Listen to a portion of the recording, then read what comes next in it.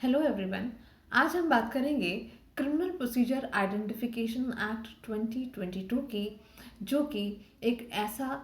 Procedure lay down करता है जहाँ पे कोई व्यक्ति जो कि एक क्रिमिनल की कैटेगरी में आता है, उस व्यक्ति के डेटा को कलेक्ट किया जा सकता है लॉ एनफोर्समेंट एजेंसीज के द्वारा, और उसके रिस्पेक्ट में क्या प्रोसीजर ले डाउन किया जाना चाहिए वही क्रिमिनल प्रोसीजर आइडेंटिफिकेशन एक्ट बताता है। ये जो 2022 का एक्ट है, ये एक पुराने 102 साल पुराने एक्ट जिसको हम कहते थे आइडेंटिफिकेशन ऑफ प्रिजनर्स एक्ट 1920 का रिप्लेसमेंट है। ये रिप्लेसमेंट क्यों है? क्योंकि अभी जो समाज है वो बहुत चेंज हो चुका है, ऑफेंसेस करने का तरीका चेंज हो चुका है, और इसमें टेक्नोलॉजीज या फिर इंटरनेशनल नेक्सस अब कंसर्न में है, या फिर हम ड्रग कार्टल्स, टेररिज्म, इस तरीके की कॉम्प्लेक्सिटीज़ अब बढ़ गई हैं, जिस वजह से लॉ एनफोर्समेंट एजेंसीज के लिए जो पुराना प्रोसीजर है पुराने एक्ट में दिया हुआ, वो ऑब्सोलीट हो चुका है। और इसके अलावा क्रिमिनल्स के लिए भी, जो कि हमेशा इन्वेस्टिगेटिंग एजेंसी से एक स्टेप आगे चलते हैं, उनको भी आराम से पकड़ने के लिए और उनके लिए डिटरेंस क्रिएट करने के लिए ऐसा एक्ट जो है वो अब रिप्लेस किया गया है।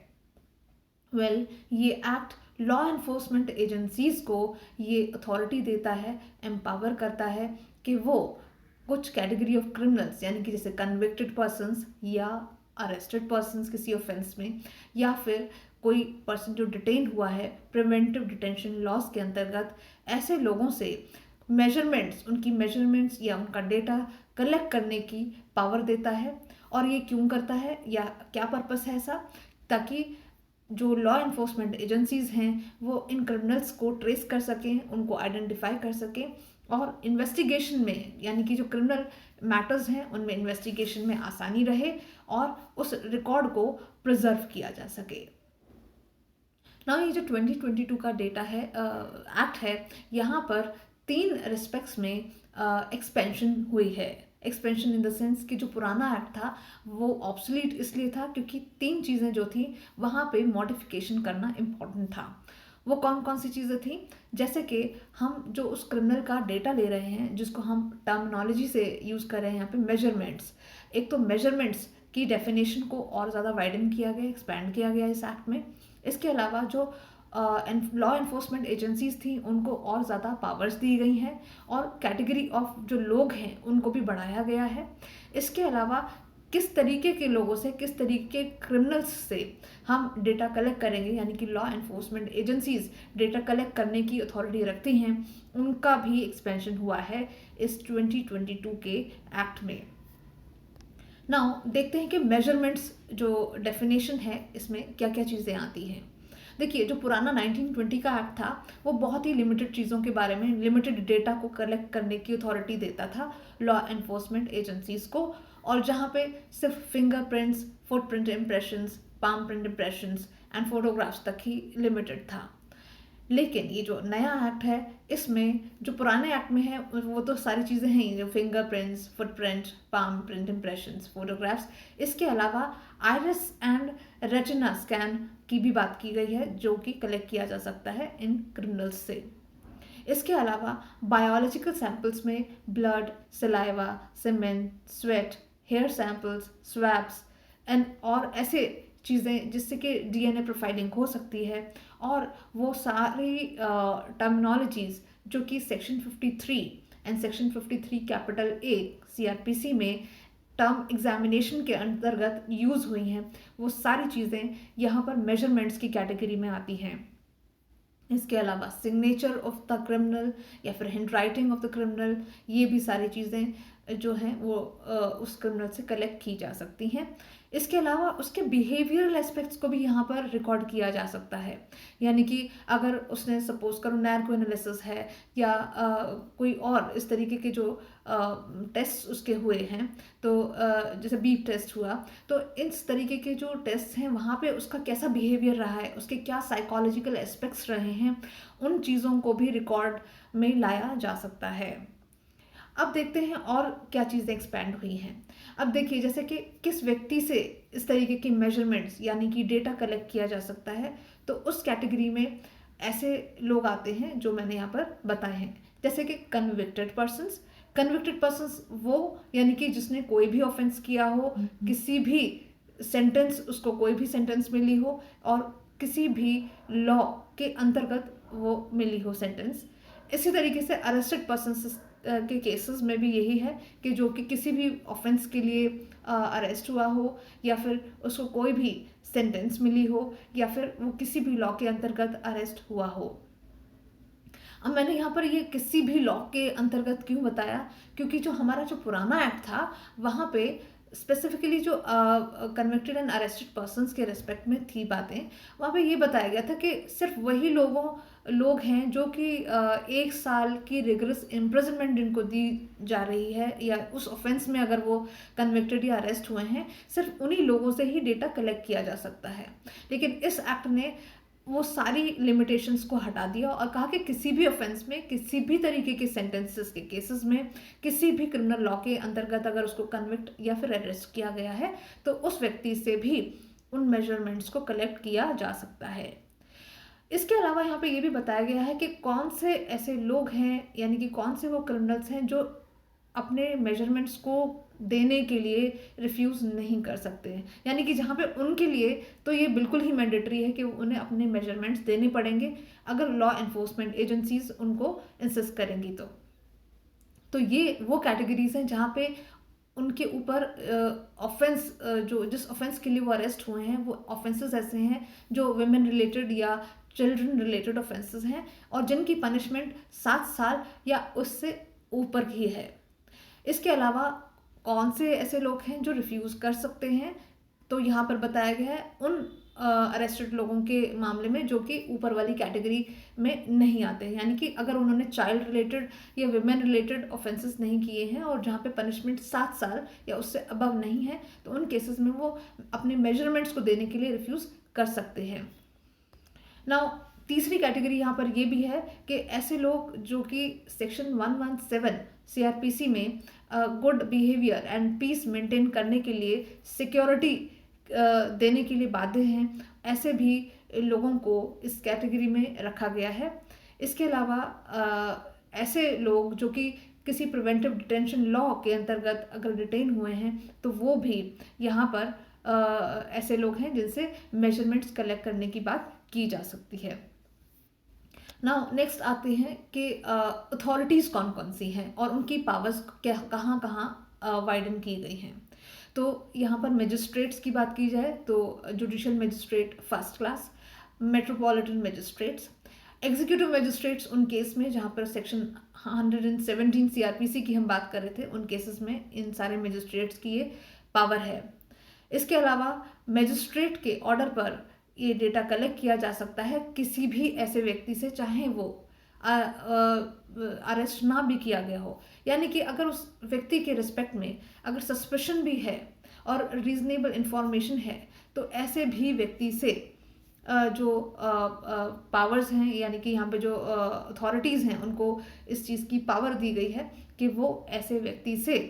मेजरमेंट्स कलेक्ट कर सकते हैं। रही बात पुलिस ऑफिसर की, तो पुलिस ऑफिसर में officer in charge of a police station आते हैं या फिर ऐसे पुलिस ऑफिसर्स जो कि हेड कांस्टेबल या उससे ऊपर के रैंक में कैटेगराइज्ड हैं। जहां पर ऐसा व्यक्ति कन्विक्टेड पर्सन है, जेल काट रहा है, तो उन केसेस में जो प्रिजन ऑफिसर है वो कौन होगा, वो हेड वार्डर होगा प्रिजन का, जिसको कि उस कन्विक्टेड पर्सन या जो जेल में पर्सन है उस व्यक्ति के मेजरमेंट्स को कलेक्ट करने की अथॉरिटी होगी। जबकि जो पुराना एक्ट था वहाँ पर क्या था, सिर्फ IO या फिर officer in charge of a police station या फिर जो सब इंस्पेक्टर या उससे अबव रैंक के जो इंस्पेक्टर्स थे, सिर्फ उन्हीं को ही इस तरीके की पावर्स मिली थी।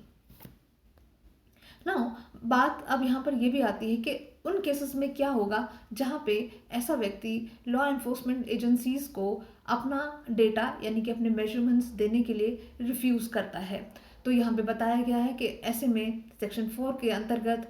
वो अंडर सेक्शन 186 ऑफ IPC में ऑफेंस के लिए लायबल होगा, जहाँ पे 186 का जो ऑफेंस है IPC में वो बताता है कि जहाँ पे पब्लिक सर्वेंट को ऑब्स्ट्रक्ट किया गया है किसी पर्सन के द्वारा in the discharge of his duties, तो वहाँ पे उसको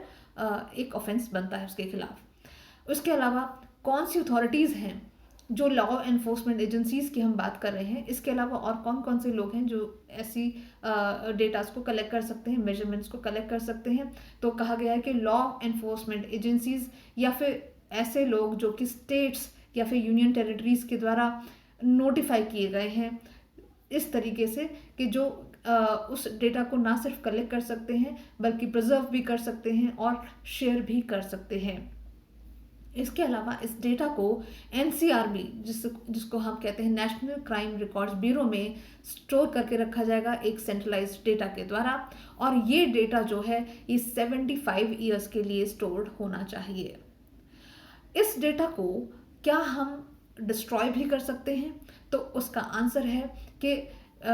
ये तब डिस्ट्रॉय किया जाएगा जब उस क्रिमिनल ने अपनी सारी लीगल रेमेडीज़ को एग्जॉस्ट कर लिया है। एग्जॉस्ट करने का मतलब ये है कि अब उसके पास ना ही कोई राइट टू अपील, रिवीजन और वॉटएवर कोई भी, यानी कि सुप्रीम कोर्ट तक जाकर अगर मर्सी पिटिशन तक का भी अगर उसके पास अगर लीगल रेमेडी है तो उसने सारी रेमेडीज़ एग्जॉस्ट कर चुका है। अब उसके पास और कोई पॉसिबल तरीका नहीं है कि वो बच सके, या फिर वो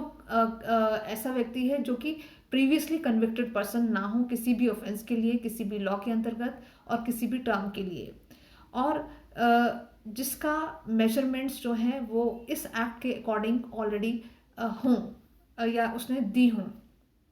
या फिर ऐसा व्यक्ति जो कि ट्रायल के बगैर रिलीज हो गया हो या जो जिसका डिस्चार्ज हो गया हो या फिर एक्विट हो गया हो। तो इनके केसेस में जो डेटा कलेक्ट भी किया गया है उसको डिस्ट्रॉय किया जा सकता है। यानी कि अगर सपोज करो कि एक व्यक्ति है जिसके ऊपर सपोज करो रैश ड्राइविंग के चार्जेस लगे, उसने सेक्शन 279 आईपीसी में एक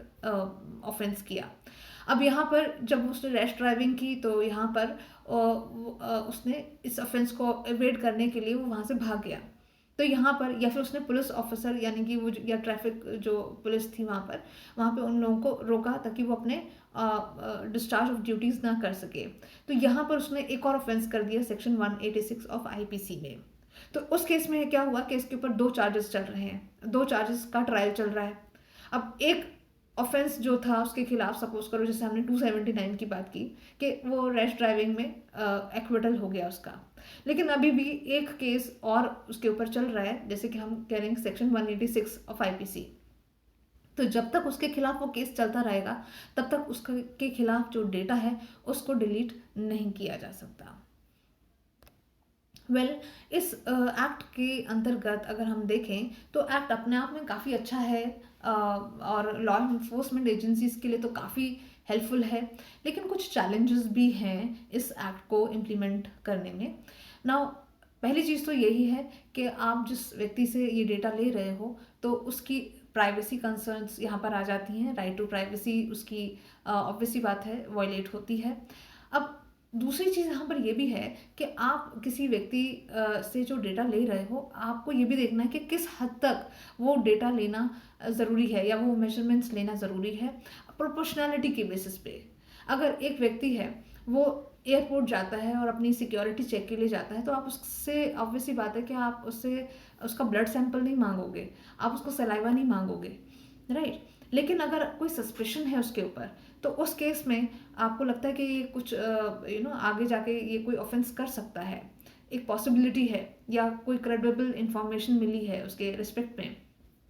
वहाँ पे इस तरीके का डेटा कलेक्ट करने में कोई हानि नहीं है। लेकिन इस बात को डिसाइड कौन करेगा कि जो नेसेसिटी एंड प्रोपोर्शनैलिटी का बैलेंस है वो सही है। तो इस रिस्पेक्ट में अभी भी कोई फिक्स्ड अथॉरिटी नहीं है जो इस बात को डिसाइड कर सके, यानी कि ये हमेशा क्वेश्चनेबल रहेगा। इसके अलावा आप एक और उसकी फंडामेंटल राइट को वायलेट करने की बात कर रहे हैं जहाँ पे he has a right against self incrimination, यानी कि कोई व्यक्ति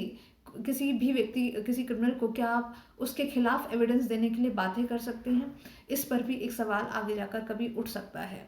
इसके अलावा आप जो डेटा कलेक्ट कर रहे हैं वो तो इतना पॉसिबिलिटी इतनी ज़्यादा है कि आजकल हैकिंग का ज़माना है और एक्सेसिबिलिटी किसी के लिए भी आसान है इस तरीके के डेटा को कलेक्ट करके उसको मिसयूज़ करने की।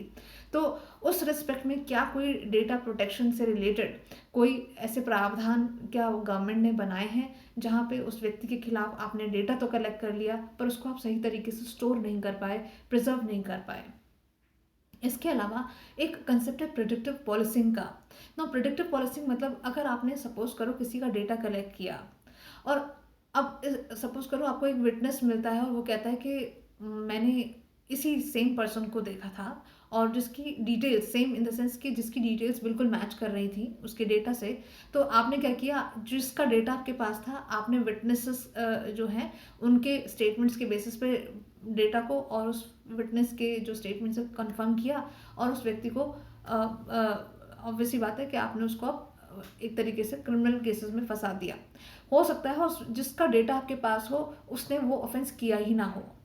और जिस व्यक्ति ने ऑफेंस किया है वो क्योंकि आपके पास उसका डेटा नहीं था तो वो इंसान एस्केप कर गया। तो ये जो प्रिडिक्टिव पॉलिसिंग है यहाँ पर ये कई बार हानिकारक हो सकती है। आपने हो सकता है कि किसी गलत व्यक्ति को पकड़ लिया जस्ट ऑन द बेसिस क्योंकि आपके पास एक पर्टिकुलर पर्सन का डेटा प्रिजर्व था।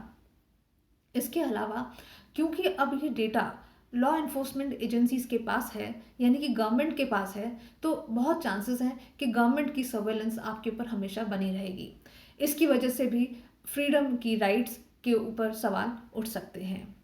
आई होप आपको इस वीडियो से काफ़ी हद तक इस एक्ट के बारे में क्लैरिफिकेशन मिली होगी। Thank you so much for watching this video.